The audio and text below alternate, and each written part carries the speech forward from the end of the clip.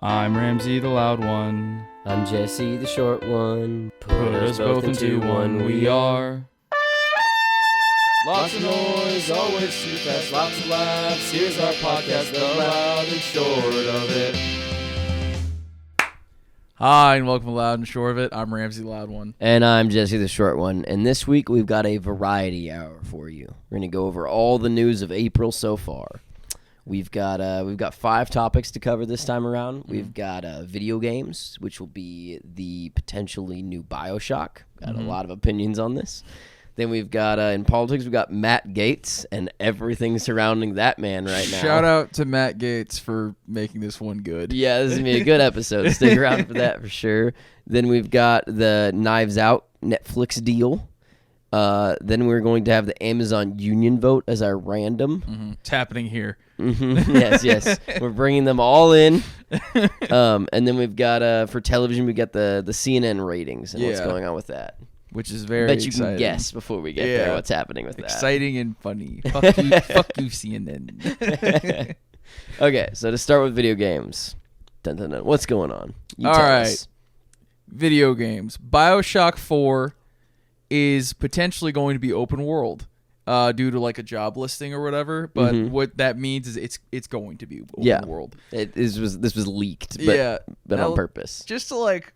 some people are like, that sounds cool. Why are you guys going to get grumpy about it? 1, we're getting old. This is just who we are. And 2, Ken Levine, the dude who made Bioshock 1 and Bioshock Infinite, the good Bioshocks, has no hand in this. He has no part in it whatsoever. The only person who is like ahead there is the art director of the original Bioshock. So for me, what I expect this game to be is that this is a game that is going to look like Bioshock. It's going to probably play a bit like Bioshock. But what you're going to get is you're going to get Far Cry underwater or in the sky or maybe on land. I don't know. This is going to be an exact copy of Bioshock 2. Where you get it, you haven't done your research first, you buy a game, you sit down, it looks just like another game. Yeah. Bioshock.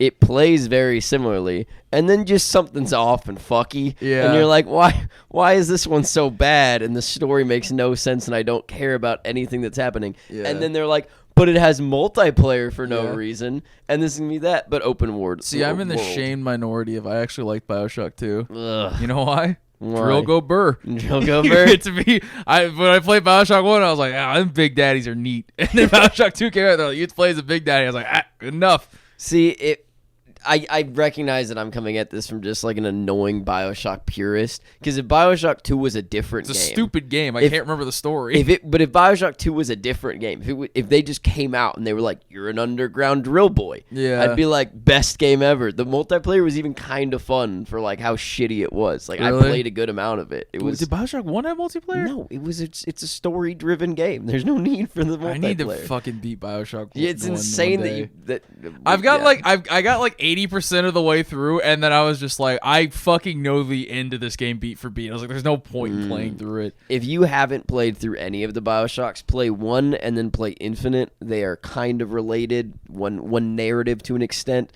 and they are amazing games. I would say there's Last of Us, and then Bioshock 1 and Bioshock Infinite are games that just feel like a 20-hour movie that you were invested in through the entire game. For full disclosure, Bioshock Infinite, the second I beat the game, I was like, oh, this is one of my forever games. Yeah. I was like, fuck, like I love this thing. Absolutely amazing. Bioshock 2, real fun, Drew go burr. Bioshock 4, very expected to go real pretty world, run around.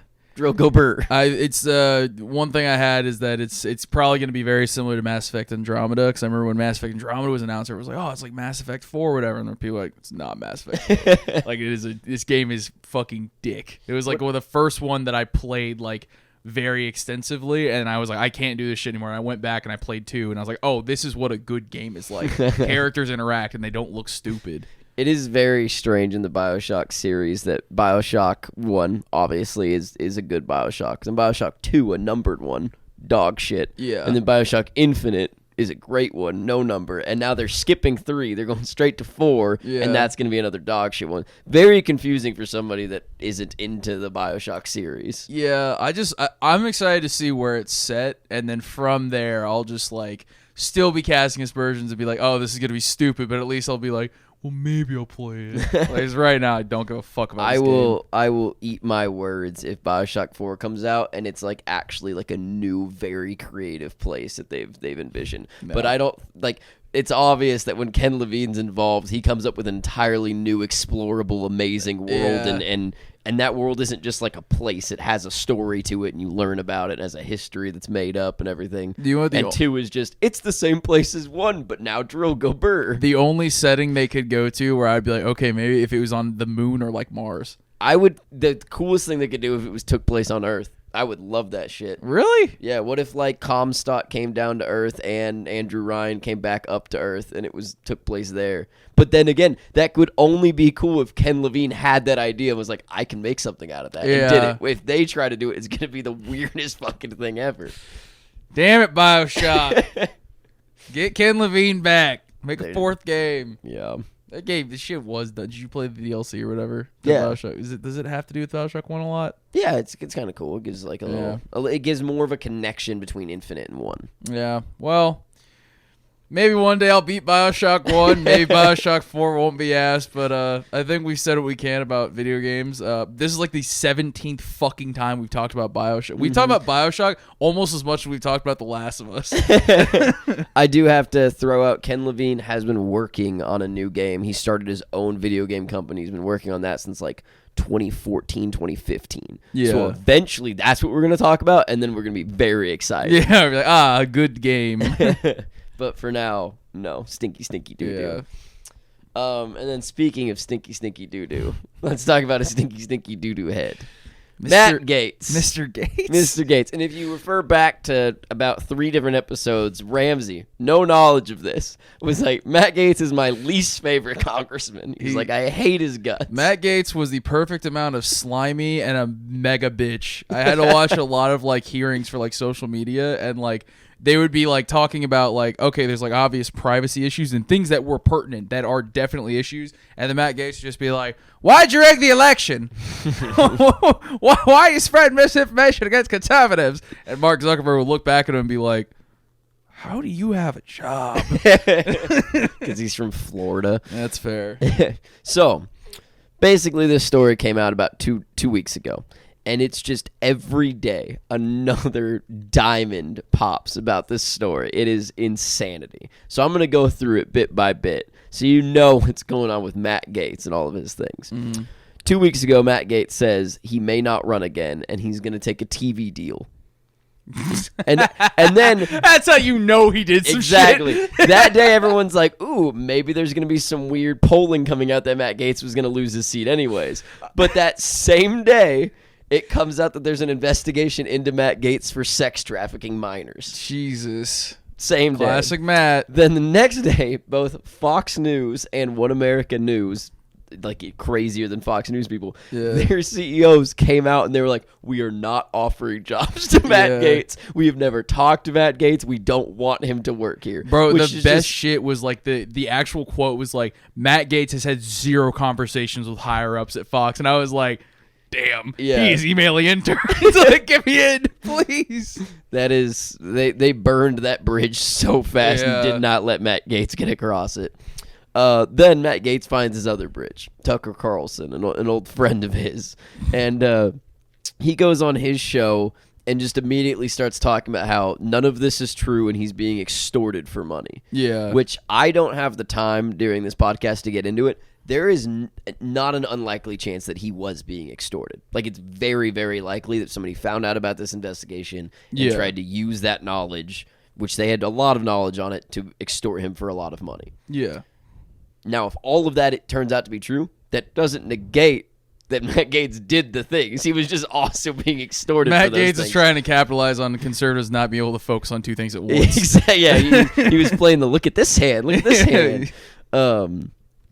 Yeah, but in general, this is another reason why it's so much worse when congressmen get caught for anything along these lines, because, they can be used, those things can be used to make congressmen do whatever you want, like give them tons of money. Anyways, back to the Tucker Carlson interview. I highly recommend you just stop watching us and you go watch that interview, because it is the most entertaining thing of all time. Yeah. He, at one point implies that Tucker Carlson knows what he's going through because Tucker Carlson one time had somebody accuse him of sexual harassment. And Tucker's just immediately like, that was 12 years ago. It was a deranged woman that I never met. She just said that on the internet. And Gaetz is being accused of much worse than that. Yeah. And then he says, well, Tucker, you might have met one of my young girlfriends because we were at dinner with your wife. And Tucker on air just goes, I have no memory of this. And just throws another bus over Matt Gaetz' limping body. Matt Gaetz was like desperately throwing this use at Tucker. And Tucker was just like, you are floundering right now. Yeah, so Tucker just denies everything. Afterwards, he comes back on the air and just Tucker says that was one of the strangest interviees I've ever had in my life, and it's hilarious. Matt Gaetz made Tucker Carlson look like a decently put together dude. I was like, oh shit, yeah, Tucker's making points here. And Gaetz fully denies everything during this interview. Yeah. Then, flash forward like 3 or 4 days, comes out that Gaetz is friends with a man named Greenberg. Mm-hmm. This guy's already under investigation for being a pimp to very young women in Florida. He was also a tax collector in Florida. Florida is a strange state. Yeah. So Greenberg, well known as like this crazy eccentric guy that sells fake IDs, sells women, sells like cocaine and good times to congressmen, and lives in Florida. And him and Gaetz are thick as thieves. They're best buds. They've been tight for years. Classic. Yeah, classic. One night, Gaetz Venmo'd Greenberg $900 with the line, "Tell Candy," or some other nickname. And then that same night, Greenberg Venmo'd 3 different 18-year-olds $300. So just split the $900 directly. Jesus. And they all used Venmo. If this congressman wasn't such a fucking idiot, he would be getting away with these things. So we have to be happy how stupid he is. I saw that fucking tweet where it was just like, remember in like 2016, all of our Venmos were like, haha, 4 hookers or 4 cocaine. Matt Gaetz saw that and was like, this app is secure. He saw it and then thought it was Yeah, secure. he was like, perfect. So Greenberg has already been caught for all of these things. He's been under investigation. And then it was revealed he's in a plea deal. So thick as thieves didn't last long when the feds showed up. He's thrown Gaetz under the bus most likely for all of this stuff. Excited. During all of this, Gaetz keeps going on news shows. His lawyers have to be telling him to stop. This is like Trump 2.0. Like, he's just like, well, bad press is good press, but not when it's about teenagers, Matt Gaetz. Yeah. So he goes on all these things, just keeps saying that he's a generous lover, and like without like anybody pushing him on it, he keeps being like, well, I pay for a lot of hotel rooms and flights for the women that I'm dating. And you're like, okay, but were they 17, Matt Gaetz? Like, this is no one cares if you paid for hotel rooms. Guy's like, just like fucking trying to find like anything he can say that maybe will get him positive points. He's so deep in the shit that like nothing else is gonna make it worse. Matt Gaetz is being accused. Sex trafficking is kind of a loaded term. He's being accused of flying a 17-year-old out and then paying for her hotel room and having sex with her. Horrific thing to do. Yeah. Generally not what we think when we hear the term sex trafficking. Yeah. But that is what it is. Legally, that's what it is. Yeah. And he's being accused of that, and he's basically gone on air and said, I didn't do that, but I do pay for lots of hotel rooms and flights for ladies I'm dating. And you're just like, what's going on, bud? I love hearing this, like going through it right now, and then just knowing there's a ton of conservatives online, or even maybe watching the show being like, I can't believe they're canceling Matt Gaetz. Why are they canceling? Like, dude, Matt Gaetz is canceling himself. Did you see this shit? Fucking Trump had to put out an official statement that they were denying to see him at all. Like, everyone's going to fucking Mar-a-Lago. Trump denied to see him. Apparently, Matt Gaetz was like reaching out to the Trump administration for like a blanket pardon. Yeah, that was during the Trump presidency. That he tried to get he wanted a blanket pardon for all Republican congressmen for past and future crimes from the president. And even Trump was like, no. He's like, are you out of your fucking mind? And that's one of the craziest things is like, sometimes when this stuff happens, you have people from your party will jump out and help. You know, they care about you and they care about the image of the party.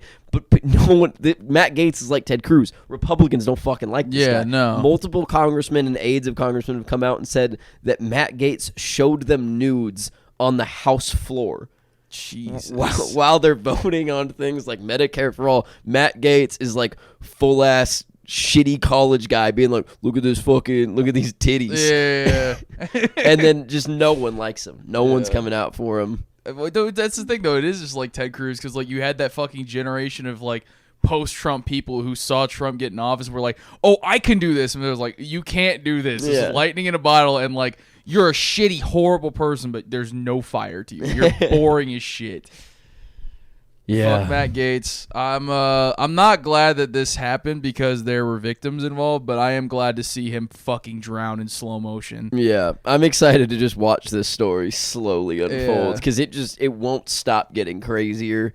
And I'm not going to get into it because we've got other topics to discuss, but the extortion thing is crazy. It involves a man in another country that's imprisoned there but may have died, and they said that they were going to use the money to make Matt Gaetz look like a hero by rescuing him. It was so confusing. And then, what? Like producing a fake birth certificate? Be like, she was 30! They were... It's insanity. But basically the guy that is being accused of extorting Matt Gaetz over this sexual investigation went on air as well and was like, well, we weren't extorting him. We just said, like, give us the money or we'll fucking let everyone know. That it was just like, what the fuck? It's not blackmail. It's just blackmail. It's just suggested action mail. Very exciting. Yeah. More to come on that. Fuck you, Matt Gaetz. Let's get into our next topic, which is our movie topic. Yes. Netflix has penned a deal to get the next 2 installments of the Knives Out franchise, which I'm just learning is becoming a franchise. Yeah. In 2019, Rian Johnson directed Knives Out, and it released to a fucking huge critical acclaim. We liked it a lot. Kind of one of the last movies before COVID that I remember. It was one of those movies too where it was just like, I remember, like, didn't he got like Oscar noms and shit? Like, it was super weird. It was just one of those movies that like I didn't expect that of it. But this is super important for Netflix. I know half we talk about is Netflix. Half of what we talk about is half Netflix. of what the world talks about is Netflix. Yeah, that's fair. But I feel like this is one of those things where like Netflix getting this is big, and these movies have to be good because Netflix's movies are ass. Yeah, the last good not one, very many good ones. Yeah, last good one was like The Irishman, but like that was like 3.5 hours long, and like that wasn't for average people. I also kind of respect the way that that Netflix just throws it at a wall. Like, they'll make some good movies, and they'll advertise and be like, we got a good movie. But then they're also like, but here's 40 shit movies. Maybe some of you will like it. Like, hopefully there'll be 20 people who like this and ask us for a sequel on Twitter. But yeah. So is this going to be that the next installment of Knives Out doesn't hit theaters, or is it going to be a Netflix theater combo deal? I think this is going to be that we're probably going to see these in Alamo. Like, yeah, that's pretty much it. Theaters. Yeah, I don't think we're going to see wide releases. This is just it's weird too. This doesn't seem like a movie that should be going to Netflix. Like, I can't believe. And the first time I heard it, I thought they were making it into a TV show. Yeah, they were gonna recreate it in some way. Other weird thing is that whenever like it went to auction or whatever, the people buying it were Amazon, Netflix, and fucking Apple. Like, for Apple TV. Yeah, so it was not studios to release in theaters. They just wanted it streamed. So it's filming in June in Greece. Scary for the future of theaters. Yeah, I mean, it's not looking good for theaters, man. It's I think clock's ticking, but also it's just not for my Alamo though. I'll keep you alive on my own. But I still hope that these movies come out in theaters because like I would not have liked this movie as much if I watched it at home. Yeah, it was just big and weird, and it was like taking all twists and turns. And I'm excited too because like this is also like. They're like anthology movies is what I've read now. Like the main detective, Daniel Craig, he's just going to go and like solve other mysteries with families and shit. So I'm excited for him to sound like the fucking rooster from Looney Tunes. But yeah, Netflix is hopefully stepping out and doing something cool with these movies, or else they're just it's going to be another misstep. And we're like, fuck, well. I think it's going to be good cool. TV shows. This is the opposite of Bioshock. I'm betting on the cool factor here. Fingers crossed. Now let's talk about a company that's never been cool and just keeps getting fucking worse. We got the Amazon union vote. Oh, Lord. If you're tuned in at all to workers' rights and just kind of, the future of this country, you probably already know. But there was a big old union vote in Bessemer, Alabama. And this was at the Amazon facility where they sort all of the stuff out before it arrives at your house in 24 hours. And basically, the union showed up and decided that people could probably have better working conditions because people were pissing in bottles and shitting in bags and having to leave them in the delivery cars. Yeah. And there was stories of, in Georgia and other states, Amazon didn't turn the AC on in the summer. Jesus. One employee had a heart attack. They have to wear bracelets at some facilities to monitor where they are so that they don't have off work time, and you can get in trouble for being away from your station. You have bathroom breaks. Like, you have a mandatory amount you're allowed to go to the bathroom. That's You can't insane. just leave and go to the bathroom as you please. You're just treated like a robot. It's insanity. So they showed up in Bessemer, Georgia, and tried. Amazon did some insane stuff. I'm just going to list some stuff off. They did a mandatory anti-union meetings, which that's kind of become the norm, but used to not be. They started the voting process insanely early, like before the union could really get in there and start educating or recruiting. They changed a traffic light near the Amazon facility because that's where the union was standing there and handing out flyers and educating people. They made it. Yeah. They literally paid off the city to change that light so that the union couldn't stand there. They hired off-duty cops to patrol the Amazon facility and kick out anybody that was promoting the union within the as close to legal as they could in that way. Yeah. They got in Twitter beef with Bernie Sanders and others, and then later had to come out and apologize because it went very poorly for them because Twitter, not exactly the home for anti-union ideas. That was the scariest one to me because that was Amazon like openly like being like, fuck the government, like we're gonna do what we want to do. And I was just like, even if they lose on it, like they have set a precedent that's terrifying where Amazon has kind of just let the public know like we're not afraid of the government anymore. Like this isn't. And it's scary because, like, the general populace loves Amazon just because of how easy it can make lives. Like, having conversations with people to get them to stop using Amazon is, like, you want to rip your hair out sometimes because they're just like, I don't care. It's so easy. I was just like, okay. People are pissing in bottles so that you can get your thing 2 days faster for 12 cents less. Yeah, it's ridiculous. But more sad news, just keeping that train rolling, the union vote failed, and not by a small margin. There is some light at the end of the tunnel. The union is suing, saying that Amazon, obviously everything Amazon did was morally reprehensible, and there's kind of questionable gray areas whether they broke some laws as well. Yeah. So the traffic light thing has to that has to be the one where they're just like, are you people out of your minds? Yeah. I don't know. You got to keep in mind, there's been multiple accounts of people that say their first day of training at Amazon facilities is like they've already started anti-union propaganda at you, like as part of the training. And this is at every Amazon, not just at ones where unions are a real possibility. Have you been getting the promoted tweets for Amazon? Mm-hmm. You get like these promoted tweets from Amazon that are just like anti-union.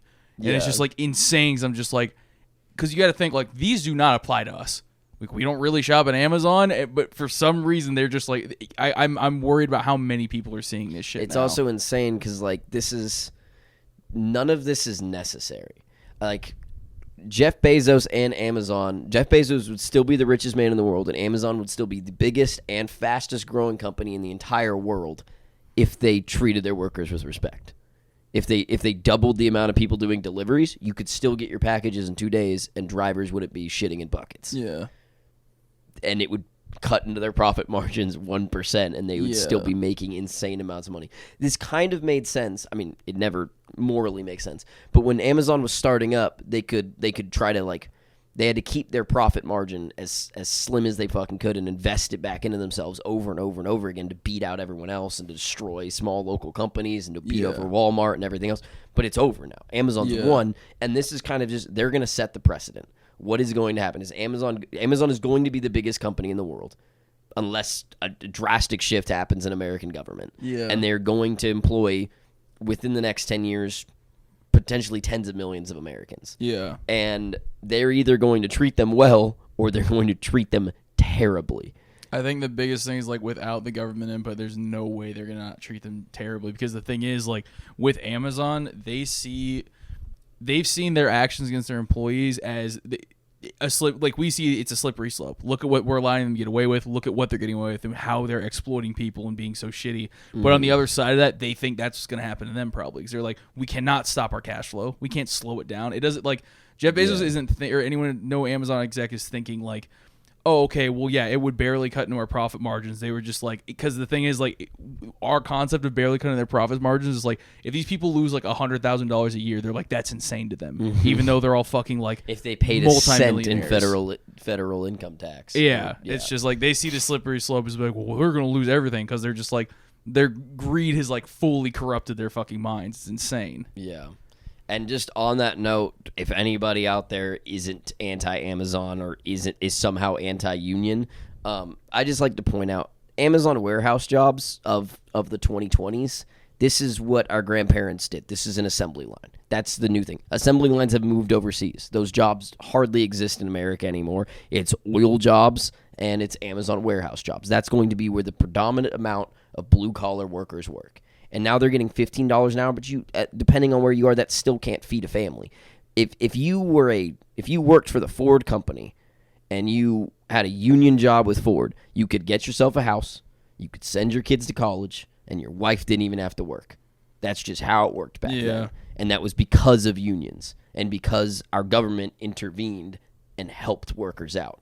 And that has just shifted. We don't break up monopolies anymore. We don't give a fuck about workers anymore. No. Everything's skewed towards that Amazon can get away with any way it wants to bust up a union, but unions can't try to form in any way that they want. I mean, it's like, that's also just like the concept of the free market has been massively propagandized, where like people now are just like bragging like, man, I work 55 hours a week. Like, you don't work overtime or whatever. Because like, I would have friends like who worked here and they'd be like, yeah, I'm gonna work overtime this week. I'm like, yeah, I'm not fucking doing that. I'm gonna work what I need to work. But the thing is, it's just like, I don't understand how someone could be on the side of corporations at this point, because it's just like, they're owning you. They're owning your lives. They're mistreating people. It's like, there's no way this makes sense to me where you can just say, well, go find another job. It's like, well, go fuck yourself. These are happening to your fellow citizens. There's no point in taking Amazon's side. In Bessemer, that's not an option. There's like these are small, like these warehouses aren't popping up in the middle of cities for obvious reasons, just the land alone. So the jobs are, you make $15 an hour at Amazon, which barely covers the things you need, and you work like a dog, or you can go work at a small company there that can't afford the $15 an hour. Those small businesses in Bessemer who really, where people could have gone and worked, those are gone now because of places like Amazon. Yeah, so it's a never-ending cycle, and I don't know what to tell you. Vote, I guess, but we all know that doesn't really matter that much anymore. So we'll hope the government will take care of it. But if you're spouting like Amazon's praise or even just defending Amazon, like, shut up. Just keep chugging that propaganda. Yeah, it's a weird take. That anyway. Let's end on a happier note. Yeah. Speaking of propaganda, CNN ratings have been down 50% since Trump left office.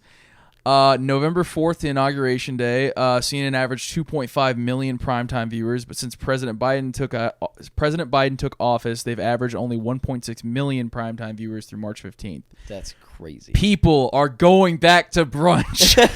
They don't give a fuck anymore.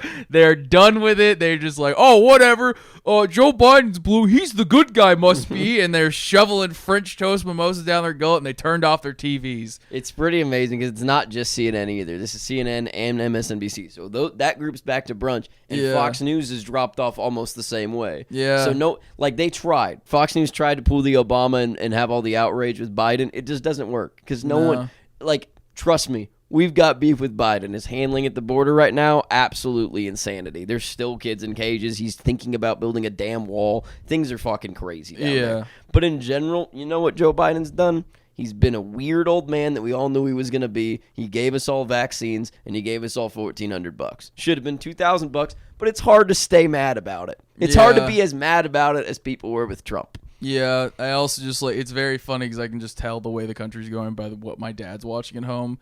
So I went back to my parents' house, and my dad was watching. He's watching Fox News again, which we usually watch to make ourselves mad because we fucking hate Fox News. But my dad was just like, "There's fucking nothing on CNN and MSNBC." he's like, "I don't care about a stupid fucking dogs." He's like, "I'm so bored." And then he was just like talking. He's like, "The best I got this week was Joe Biden like kind of fell down some stairs on a windy day," and he was like, "Everything sucks. I'm so bored." But yeah, fuck. It's a good day in America when politics is boring. Yeah, I agree. And when it's not, we have things like Matt Gaetz. Yeah, exactly. Any more Matt Gaetz. Yeah, Jesus Christ. But yeah, fuck CNN, fuck MSNBC, fuck Fox News. Yeah, get all your news from YouTube. Get it all from us. Yeah. Do you know what I bet would make your ratings? Do your own research. You know what I bet would make your ratings better? All three of you dicks if you weren't 24 hours. Yeah, that's very true. Yeah, cut the fat. Yeah.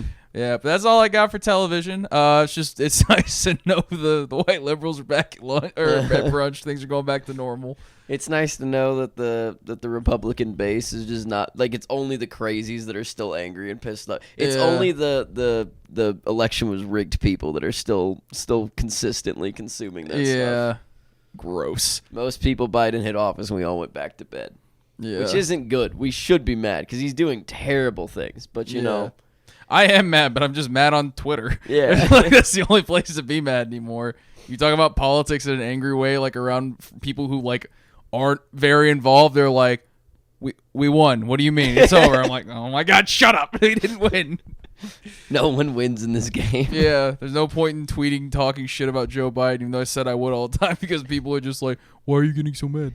You got your money. I'm like, it's not right. This isn't winning. This is surviving. Hopefully next month we will have some news on that infrastructure bill. And that's what we'll end on. I'm saying hopefully. That'd be amazing. Yeah.